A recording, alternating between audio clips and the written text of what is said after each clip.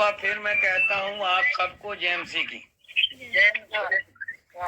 प्रभु आपको बरकत दें और आशीष दें। इस वचन पर हम प्रार्थना करेंगे कि ये मीटिंग का समय है, वचन का समय है, वो परमेश्वर के हाथों छोड़ेंगे और वही इनको संपूर्ण कर सकता है और कोई नहीं कर सकता, क्योंकि दुआ के बिना वचन सुनाना अधूरा रहता है।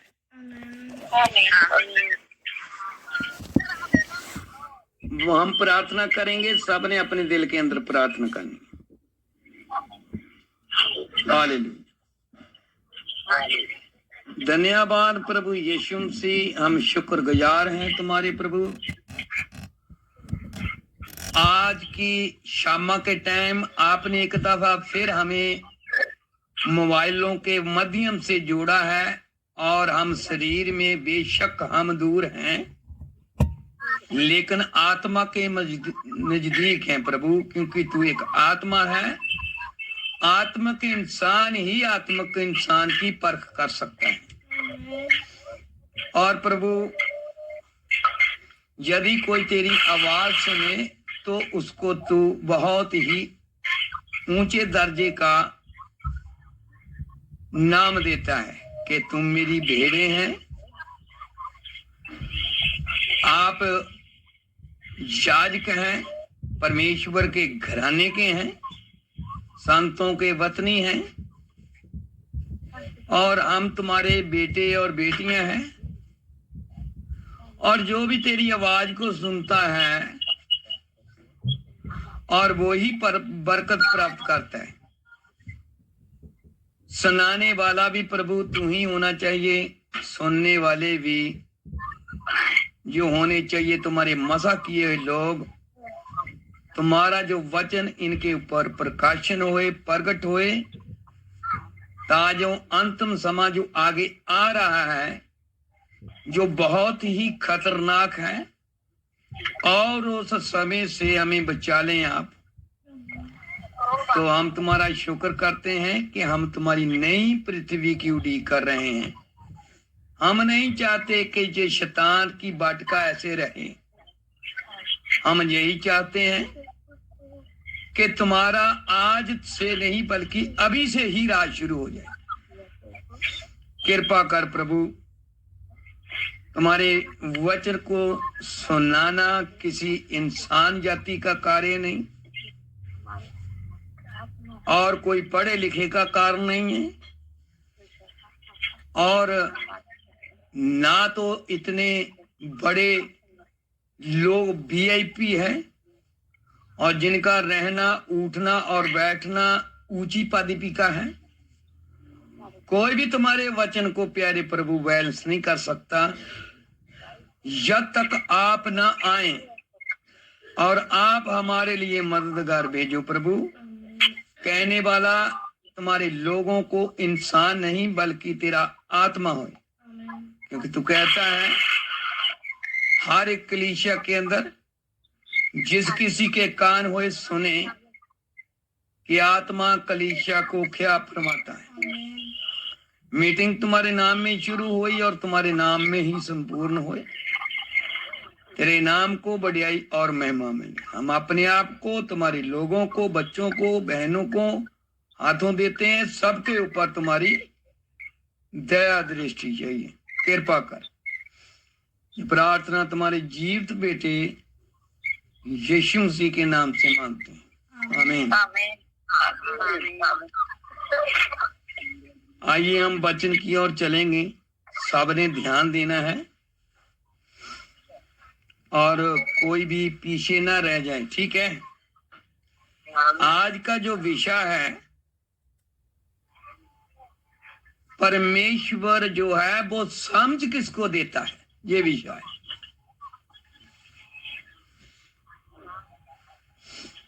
परमेश्वर समझ किसको देता है, आज का जो विषय। हम देखेंगे लूका की किताब में से,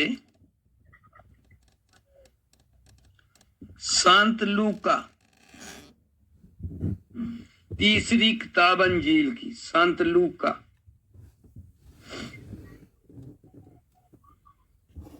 निकाला, उसकी 8 चैप्टर है और 9 आयतें।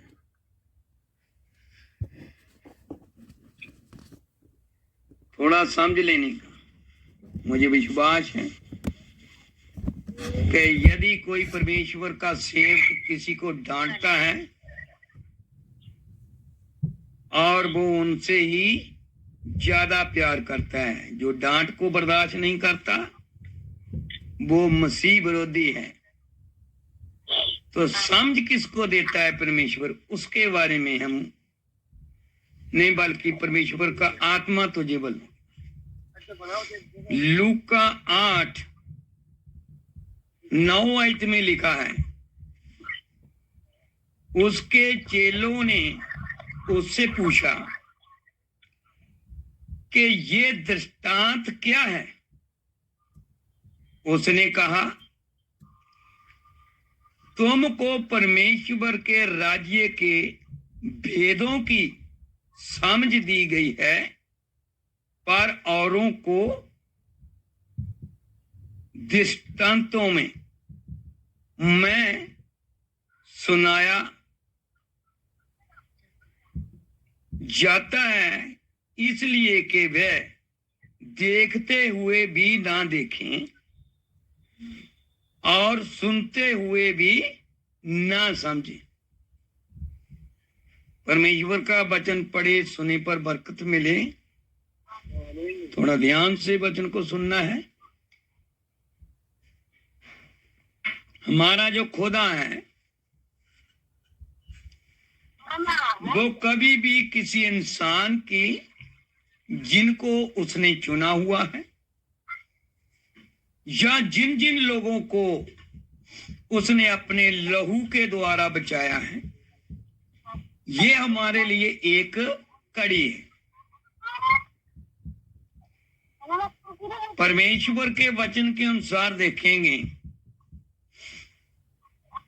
कि परमेश्वर के वचन के साथ यदि हम अपनी जिंदगी व्यतीत नहीं करेंगे तो हमारा जीवन फिर मसीह का जीवन नहीं रहा। फिर किसका जीवन हो गया?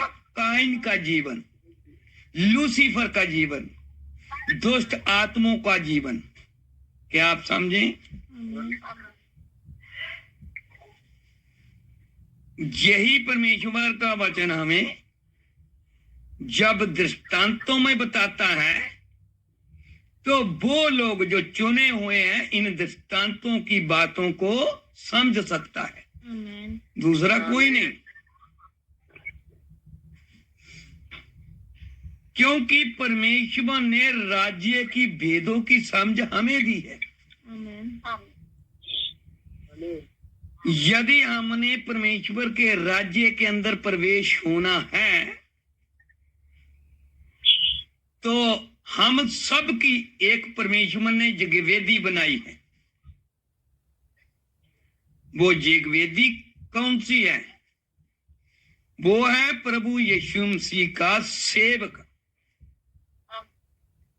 जब तक इस जगवेदी के अंदर परमेश्वर का वचन नहीं जा रहा तो आप जगवेदी नहीं है, आपके अंदर आत्मा नहीं है। क्या आप समझे?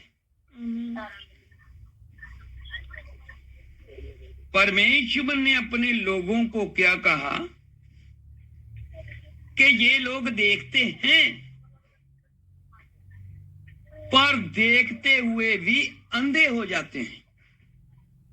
समझ लगी आपको? किसी टाइम इंसान किसी दूसरी चीज को अनदेखा कर देता है, लेकिन परमेश्वर उनमें से है, ना तो वो किसी को अनदेखा करता है, देखकर कभी भी ऐसा नहीं करता परमेश्वर। और अगर कोई नहीं सुनता तो उसको कोई भी ये नहीं कह सकता कि परमेश्वर ने हमारी नहीं सुनी। क्या आप समझें? आगे अपने चेलों को उसने ये बताया 11 में, दृष्टांत ये है, बीज तो परमेश्वर का वचन है। बीज किसका है? परमेश्वर के वचन का बीज है। ये बीज कोई पेड़ के ऊपर लगे हुए फ्रूट का बीज नहीं है, ये वचन का बीज है। बोलिया होया जो वचन होता है वही मूल बीज होता है। तो परमेश्वर जब बोलता था तो कहता था आकाश बन जाए और बन गया, पृथ्वी बन जाए और बन गई। हर सृष्टि के बीच में जितने भी जीव जंतु, रेंगने वाले, रड़ में रहने वाले, जो भी जानवर है, वो परमेश्वर की क्या है? रचना है। क्या आप समझें?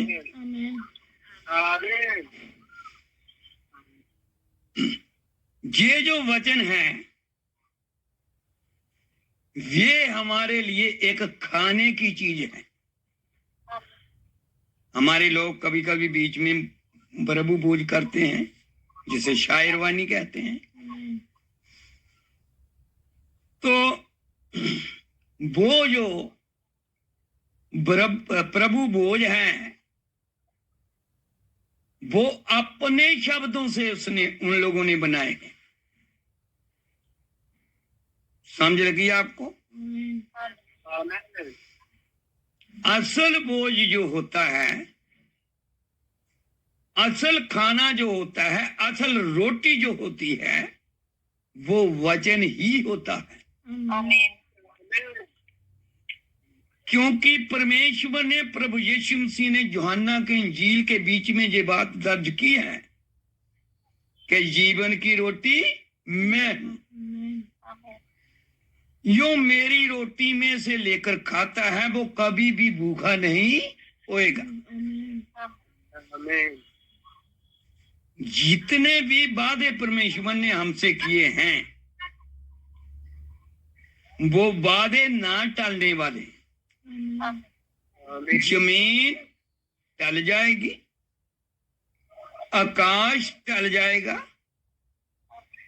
सब चीजें बल जाएगी, सड़ जाएगी, तबाह हो जाएगी, खत्म हो जाएगी, लेकिन परमेश्वर का वचन सदा कायम रहेगा। क्योंकि परमेश्वर का वचन कभी मर नहीं सकता। आपने देखा है कि वचन नहीं हमारे लिए मरा,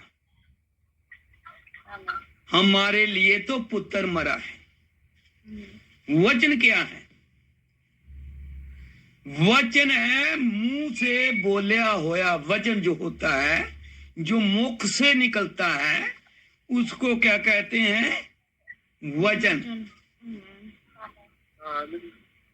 जैसे उसने यूहन्ना की अंजील में कहा, एक चैप्टर में, आदि में वचन था, यानी शुरुआत में क्या था?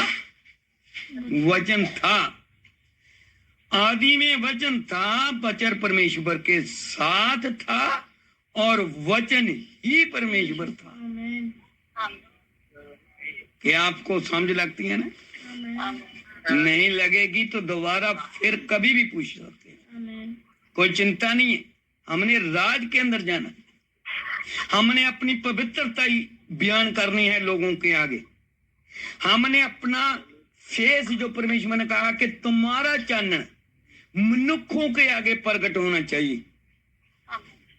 जब तक हम परमेश्वर की रोशनी बनकर काम नहीं करते तो अंधियारा हमें छुपा लेता है।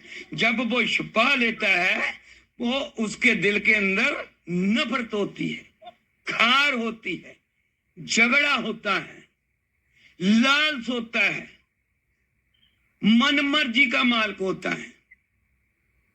तभी तो यूहन्ना ने कहा था, जो बपतिस्मा देने वाला था, उसने कहा, हे प्रभु तू मुझ में बढ़ और मैं घटूं। क्या आप समझे? हालेलुया।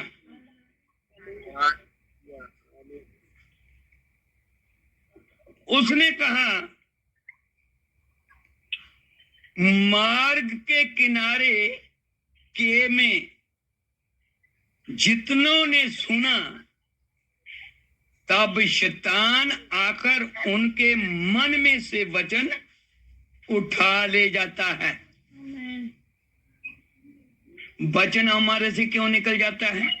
जो हम वचन सुनते हैं वो हमारे हृदय में क्यों नहीं जमा होता? इसका मतलब ये निकलता है कि हमने सुना लेकिन दिल के अंदर जमा नहीं किया। जब दिल के अंदर जमा नहीं करते तो शैतान तो खड़ा है, वो चुरा देगा वचन। समझ लगी आपको?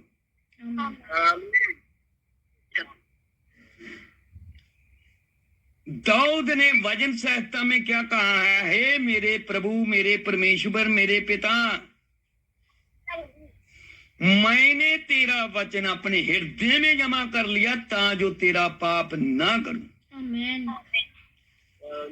या परमेश्वर का वचन दिल के अंदर होता है तो शैतान वहां से कभी छुरा नहीं सकता। हम सुनते हैं, अनसुना कैसे करते हैं? एक कान से सुना और दूसरे से निकाल दिया। कारण क्या होता है? कारण यही होता है कि आप वचन सुनते हैं, तसल्ली मिलती है, दिलासा मिलता है, मिरास मिलती है, हम कुछ टाइम के लिए दिल के अंदर रखते हैं तो बाद में भूल जाते हैं। इसे कहते हैं कि शैतान ने तुमसे वचन छीन लिया। तो यार कैसे रहेगा? आगे उसने कहा कि कहीं ऐसा ना हो कि वह विश्वास करके उद्धार पाए। अकेला विश्वास करने से मुक्ति प्राप्त नहीं कर सकते आप लोग। अगर आप लोगों ने या हमने तौबा की है और बपतिस्मा लिया है, ये कभी नहीं समझने का हम स्वर्ग में चले जाएंगे। इम्पॉसिबल, नहीं जा सकता इंसान। कौन जाएगा?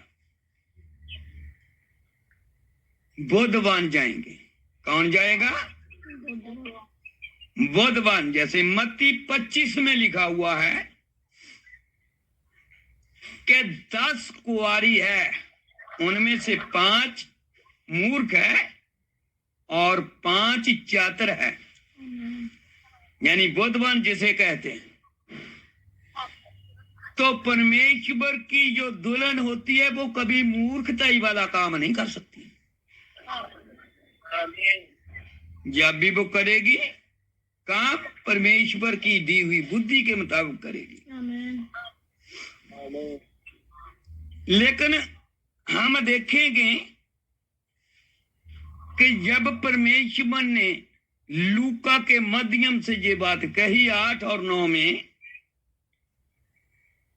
कि ये दृष्टांतों की समझ जो है रसूलों को दी गई है, दूसरों को ही नहीं। अगर कोई भी आपके आगे कोई सवाल करता है या कोई बुझार्थ पाता है, जिसे दृष्टांत कहते हैं, तो वो कभी कभी समझ नहीं सकता। ऐसा होता कि नहीं होता? बोलो। बाद में कह देते हमें मालूम नहीं, बताओ। जब बता दिया गया, जरूरी है कि फिर उसको क्या करें? हम अपने मन के अंदर जमा कर लें ताजो हम पाप ना करें। तो हमारा जो पिता है, हमारा पिता यीशु मसीह ही है। क्या आप समझे? क्योंकि एक उनका जो चेला फिलिप्पुस था, उसने प्रभु यीशु मसीह को कहा, गुरुजी हमें पिता के दर्शन करवाओ कि पिता कैसा है वो देखने में। अभी थोड़ा ध्यान से सुनने। यीशु मसीह ने फिलिप्पुस को उत्तर क्या दिया कि फिलिप्पुस, तू इतने समय से, इतने टाइम से वचन सुनता आ रहा है, मेरे साथ रहता है, क्या तुझे मालूम नहीं कि पिता कहाँ है? बोलता नहीं। उसने कहा, जिसने मुझे देखा उसने पिता को देखा है। जिसने यीशु मसीह को देख लिया उसने पिता को भी देख लिया। उसने कहा, पिता मुझ में और मैं पिता में बना रहता हूं। जो पिता मुझे कहता है मैं वो ही कहता हूं। मैं अपनी मर्जी नहीं करता, मैं अपनी बढ़ियाई नहीं करता। एक है जो मेरी बढ़ियाई करता है, वो है पिता। तो हमारी भी तो बढ़ियाई होएगी। कब होएगी? जब जो परमेश्वर है और वो देहधारी हुआ, तो हमने उनके ऊपर विश्वास कैसा किया कि यही हमारा पिता है, यही हमें छुटकारा देने वाला, यही हमारे पापों को क्षमा करने वाला है, यही हमें अधिकार देने वाला है कि जो जमीन पर बांधोगे स्वर्ग में बज जाएगा, जो पृथ्वी के ऊपर खोलेंगे स्वर्ग में खुल जाएगा। उसने इतना बड़ा बलिदान दे दिया। बलिदान भी उसने दिया और ऊंचा हमें किया। कैसे किया? दो बातें तो ये दे दी उसने। क्या आप समझे? उसने बाद में क्या कहा कि मैं टहल करने नहीं नीचे आया।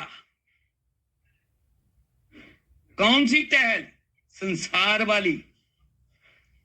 मैं तुझे बचाने के लिए आया हूं। तुम मेरी सेवा करो या ना करो, लेकिन मैं तुम्हारी सेवा करने के लिए आया। जो पाप हमने किया, क्या उसने हमारे लिए जान नहीं दी उसने? और क्या चाहिए आपको प्रभु से? बोलो, क्या चाहिए प्रभु से? अच्छा दिमाग।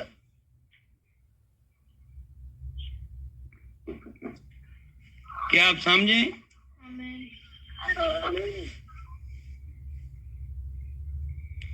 तो हम एक अगली आयत देखेंगे। ये हमें मालूम पड़ गया है कि इन वेदों की समझ, इन दृष्टांतों की समझ परमेश्वर ने अपने रसूलों को दी और रसूलों ने हमको दी। इसलिए हम रसूलों की शिक्षा को नहीं भूलते। क्यों? क्योंकि परमेश्वर ने उनको अधिकार दिया। एक सबसे अच्छा अधिकार कौन सा दिया? वो सुनो। हमारे यहां पर एक गीत गाते हैं भाई बहन लोग, जिनको मिल जाए चाबी दरवाजे दी, जिनको मिल जाए चाबी, जो है कुंजी होती है दरवाजे की, जब मिल जाए तो उसे सब कुछ मिल गया। जब पतरस ने यीशु मसीह से स्वर्ग से कुंजी ले ली तो दरवाजा हमारे लिए किसके माध्यम से खोलेगा प्रभु? चेलों के माध्यम से। जब तक रसूलों की शिक्षा आपके पास नहीं है, आप अधूरे हैं। जो नबी होता है, नबी रसूलों से बड़ा नहीं होता, और रसूल बड़े होते हैं, नबी बड़े नहीं होते। इसीलिए परमेश्वर ने कहा कि 12 तख्त तुम्हारे मेरे साथ लगेंगे। क्या उसने नबियों को कहा ऐसा?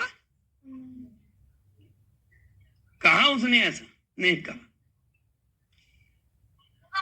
क्या फरिश्तों को कहा? नहीं कहा। हमें कब मिलेगा वो अधिकार? जब हम रसूलों की शिक्षा के मुताबिक चलेंगे। तो चेलों ने कभी भी क्रिसमस नहीं मनाया था।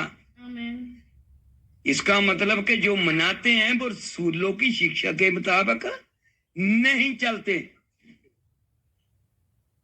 समझ लगी आपको?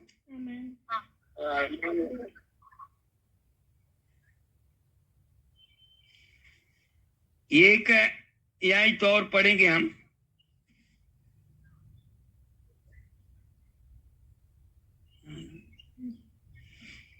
चट्टान पर के वे हैं, चट्टान पर के वे हैं कि जब सुनते हैं तो आनंद से वचन को ग्रहण करो। ग्रहण तो करते हैं परंतु जड़ ना पकड़ने से वे थोड़ी देर रहते हैं, विश्वास रखते हैं और परीक्षा के समय बहकाए जाते हैं। थोड़ा टाइम याद रखते हैं, जो हमने तौबा की है, बपतिस्मा लिया है, उसके बाद में धड़ाधड़ चलने दो झूठ। ऐसे ही चलता है ना काम। इसीलिए परमेश्वर कहता था कि अगर तू पृथ्वी के ऊपर एक दफा करार कर लिया तौबा का और गलती दोबारा करेगा, वो पवित्र आत्मा के विरुद्ध है, उसे सजा मिलेगी ही मिलेगी। लेकिन परमेश्वर ने बहुत अपा बताए हमें बीच में से, हम उनको बयान नहीं कर सकते। नहीं तो हर रोज आप पाप कर देंगे। अब भी होता है। आगे हम देखेंगे लूका 21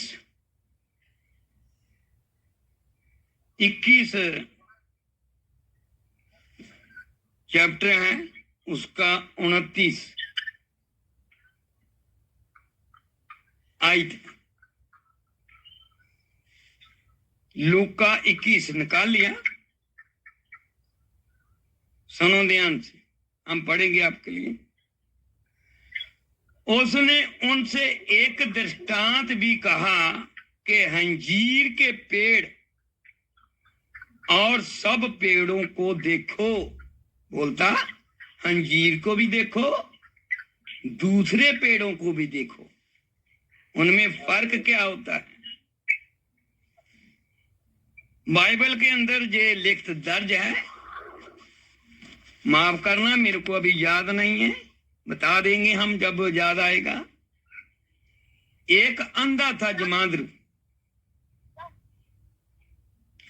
और वो चिल्लाकर क्या कहता था, हे दाऊद की संतान यीशु नासरी, मुझ पर दया कर दे। तो चेलों ने उनको बोला, चुप, तुम्हारी अकेले की नहीं सुनेगा, बहुत लोग हैं।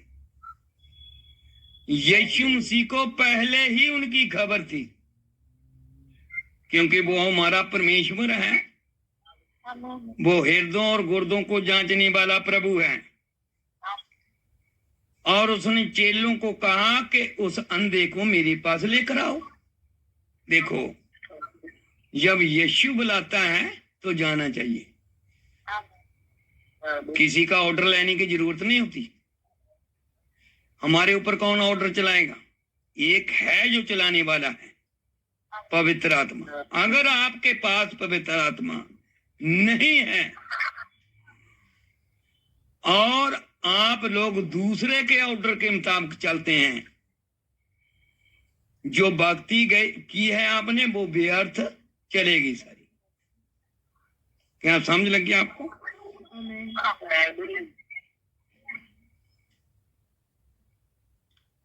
21 की 29 में उसने उनसे एक दृष्टांत भी कहा कि अंजीर के पेड़ और सब पेड़ों को देखो, क्योंकि हर वृक्ष अपने फल से, हर इंसान अपने काम से पहचाना जाता है।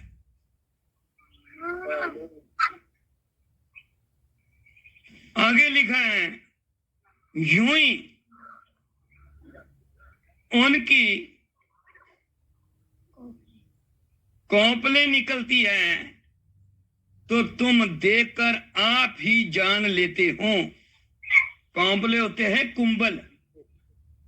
जब को पेड़ की चीज की ऊपर कुंबल नहीं आती, नहीं, दोबारा जो फूट जाता है वृक्ष, मालूम है ना आपको? बसंत के रुत में ऐसा होता है कि नहीं होता? पीले पत्ते बनकर नीचे गिर जाते हैं, तो वहां पर फिर वो जीवन के माध्यम से हरे पत्ते वृक्ष लेकर आता है। समझ ले गई? तो तुम देखकर आप ही जान लेते हो कि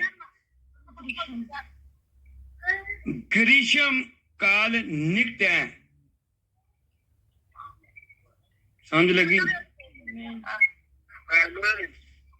इसी रीति से जब तुम ये बातें होते देखो तब जान लो कि परमेश्वर का राज्य निकट है। समझ लगी आपको? जब रुत खत्म होती है तो आपको थोड़ा मन के अंदर थोड़ा कच्चा कच्चापन होता कि नहीं होता? होता है ना, क्योंकि नया पुंगारा आता है। उसको कहते हैं कि इंसान की जैसे डॉक्टर कहते हैं कि मौसम का यानी कि चेंज हो रही है, बच्चे बीमार हो रहे हैं। ये कुछ भी नहीं है, ऐसे नहीं बच्चे बीमार होते। ये सिर्फ एक शैतान का ढोंग है। अगर आप ढोंग में फंसे रहेंगे तो ठीक नहीं होंगे। अगर विश्वास के साथ चलेंगे यीशु मसीह के पास तो वो अच्छा करने की भी कुदरत रखता है। आमीन। मैं तुमसे सच कहता हूं कि जब तक ये सब बातें ना हो ले तब तक इस पीढ़ी का कदापि अंत ना होगा। आमीन। आकाश और पृथ्वी टल जाएंगे परंतु मेरी बातें कभी ना टलेगी। तो क्या आप परमेश्वर के ऊपर विश्वास करते हैं?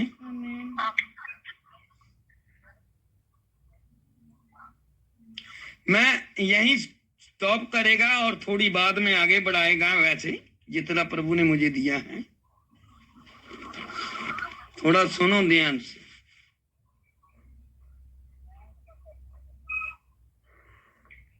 ध्यान से सुनने का, ठीक है? लूका 21 निकालेंगे हम।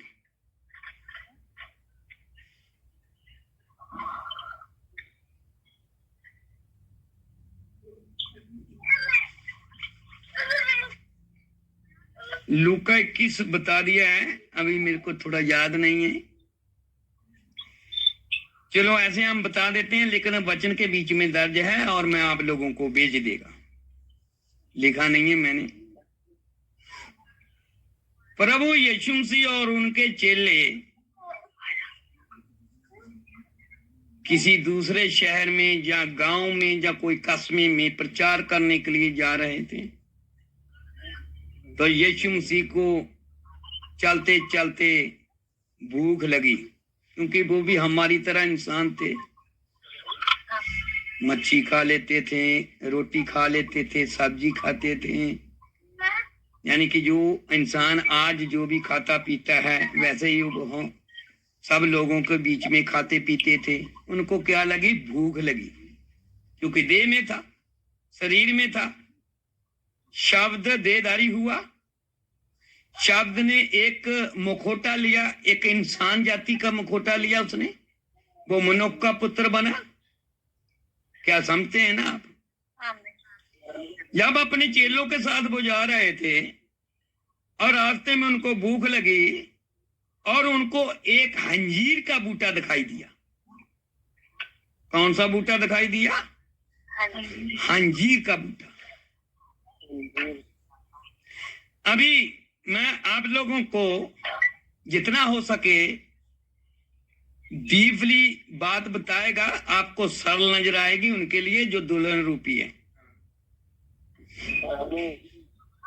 और वो वहां पर अंजीर के बूटे के पास कुछ खाने के लिए लेने गया कि कुछ मिलेगा तो मैं खा लूंगा, तो मेरी भूख मिट जाएगी।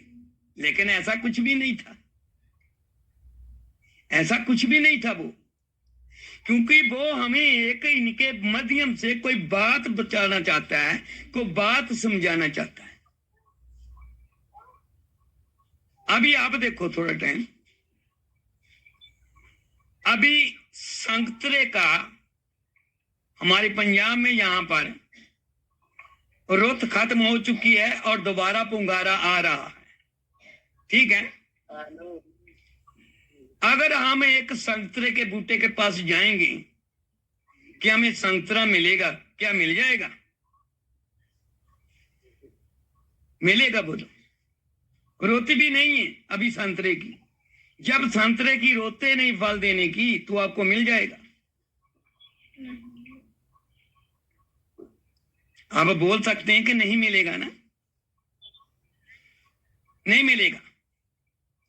ऐसे अंजीर का जो बूटा उनको मिला था, प्रभु जानता था कि इनकी अभी रोत नहीं है फल देने की,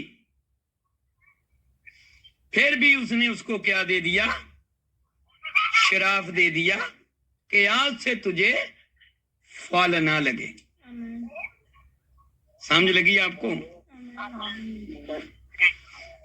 कि आज से इनको क्या ना लगे? फल ना लगे। इस जब अंजीर के बूटे की दृष्टांत के मुताबिक वो जो हमें बता रहे हैं, इन बातों का हमने गौर करना है कि ये इंसान जाति के साथ ताल्लुक रखती है। समझ लगी आपको? अभी मेरे को ये एक बात बताने का, जिस बूटे की फल देने की रोते ही नहीं है, क्या वो फल दे सकता है? इतना तो बोल सकते हैं ना आप लोग, बहुत आसान तरीका है।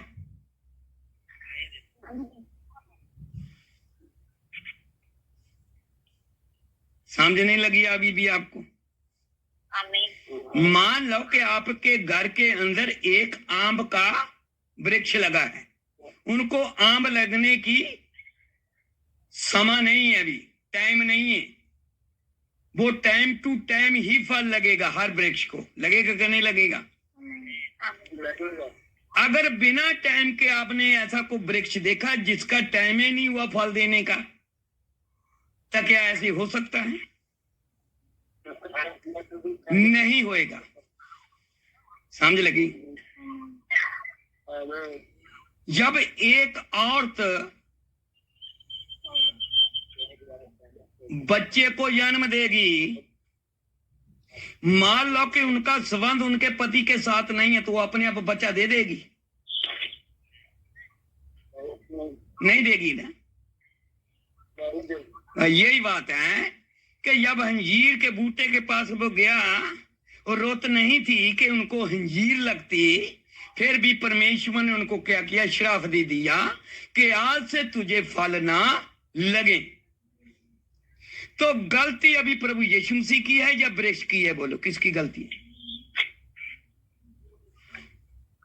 किसकी गलती होगी? किसकी मानेंगे गलती? नहीं बता सकते ना। ना तो गलती अंजीर के बूटे की थी और ना गलती प्रभु यीशु मसीह की थी। क्यों नहीं थी? सुनो, ध्यान से सुनो। यूहन्ना की इंजील पहले चैप्टर में लिखा हुआ है कि आदि में वचन था, वचन परमेश्वर के साथ था, वचन ही परमेश्वर था। वो अपनों में आया, अपनों ने उन्हें कबूल नहीं किया। जितनों ने कबूल किया और उन लोगों ने को परमेश्वर ने अपने पुत्र और पुत्रियों का औदा दे दिया। तो फल किसको लगा? गैर कौम को फल लगा, क्योंकि वो भूखा था, उन लोगों ने खिलाया नहीं उनको। वो प्यासा था, पानी नहीं पिलाया।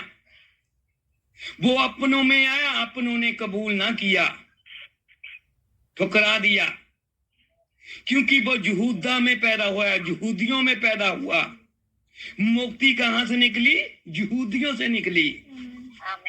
उसने हमारे लिए उनको छोड़ दिया, उनको कह दिया कि आज तक तुम्हारे बीच में फल न लगे, क्योंकि वो जीवन को के वृक्ष को पहचान न सके। वो जीवन का वृक्ष कौन था? प्रभु यीशु मसीह।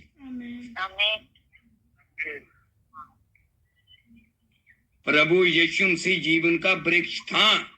निरसंग दूसरे वृक्ष फल दे या ना दे, लेकिन जीवन का वृक्ष जो यीशु है वो हमें फल लाजम देगा। ये उसकी प्रतिज्ञा है। कभी कभी तमाम लोग ऐसे बात बोल देते हैं कि जिन लोगों ने इनको सलीब पर चढ़ाया है और उनको वो श्राप दे देते हैं। इसीलिए तो प्रभु ने कहा कि आप अपने मुंह से श्राप और अपने ही मुंह से वचन नहीं सुना सकते। एक सोते में से खारा पानी और मीठा पानी नहीं आता, इकट्ठा नहीं आता। या मीठा आएगा या खारा आएगा। जो यहूदा था वो उनके मन बाता बूटा था, वो बूटा था अंजीर का। यहूदियों को औदा कौन सा दिया? अंजीर के बूटे को औदा दिया, क्योंकि उनकी मुक्ति जो है, मुक्ति देने का उनके पास फल नहीं था। उन लोगों ने मुक्ति प्राप्त करने के लिए बेटे को कबूल नहीं किया। वो आप, क्योंकि परमेश्वर ने के बाद में जो बताया पहले मैंने कि अंधा था एक, और परमेश्वर ने उसको कहा कि तू क्या चाहता है मेरे से? बोलता कि मैं आंखें चाहता हूं कि मैं देखूं। तो प्रभु यीशु मसीह ने जमीन के ऊपर थूका और थोड़ी माटी को उसको क्या किया? उनकी आंखें बनाई। ये उस चीज को याद करता है, या परमेश्वर ने इंसान को अपने स्वरूप अपने रूप पर बनाया था और माटी से ही बनाया था। वो हमें बता रहा था कि मैं वही खुदा हूं जिसको माटी से आदम को बनाया। आज भी मैं वही खुदा हूं। आज भी मैं नई आंखें किससे बनाने जा रहा हूं? माटी से। क्योंकि हम क्या हैं? उनके माटी के बर्तन हैं। वो हमारा घुमियार है। और उसने बाते हुए बूटे को छोड़ दिया, अंजीर के बूटे को। तो कहां चला गया? जंगली जैतून के बीच में चला गया। जंगली जैतून कौन था? गैर कौम। हम लोग हम लोगों ने कबूल किया, उसने कहा गैरों ने मुझे कबूल किया, जितनों ने कबूल किया मैंने अपने बेटे और बेटियों का अधिकार दिया। तो अधिकार किसको दिया? हमको ही दिया ना अधिकार। तो फिर क्यों शंका? फिर किस चीज की शंका? क्योंकि शंका करने वाला कभी भी परमेश्वर के पास नहीं जा सकता। अपने दिल के अंदर भ्रम रखने वाला कभी भी परमेश्वर के राज्य में नहीं जा सकता, क्योंकि परमेश्वर ने कहा मैं आज और कल जुगो जुग एक सा हूं। वो अपने चुने हुए को कभी भी अपने से जुदा नहीं कर सकता। वो कहता है मैंने जगत की नींव धरने से पहले ही तुझे चुन लिया है।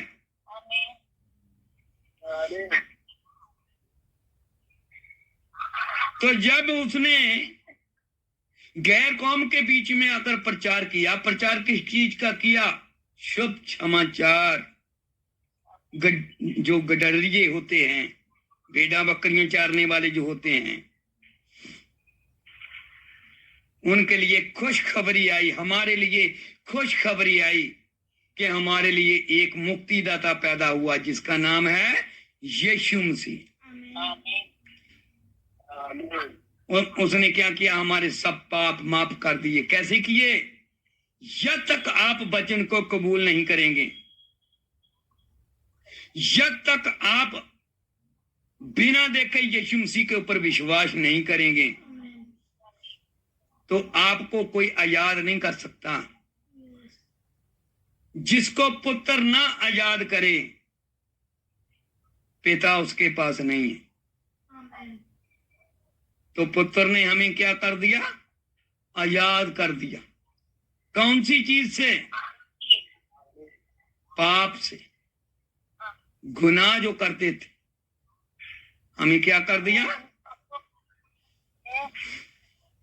माफ कर दिया। हमारे लिए वो जीवन का सोता बन गया, हमारे लिए वो रोटी बनकर आया, हमारे लिए पानी बनकर आया। बोलता जीवन का सोता मैं हूं।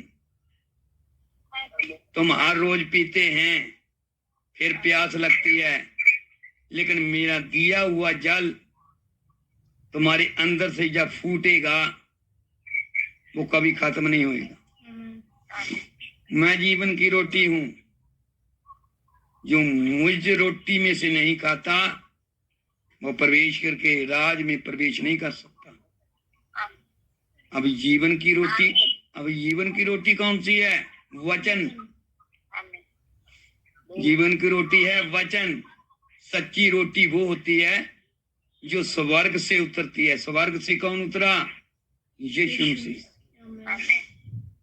समझ लगी आप लोगों को? तो इसलिए इतने काफी है। तो आप लोगों ने जितनी भी बातें बताई, अगर कोई समझ ना लगे तो आप दोबारा पूछ सकते हैं। अगर लग गई है तो आमीन कह सकते हैं। तो हम आपके लिए प्रार्थना करेंगे। आइए हम प्रार्थना करें।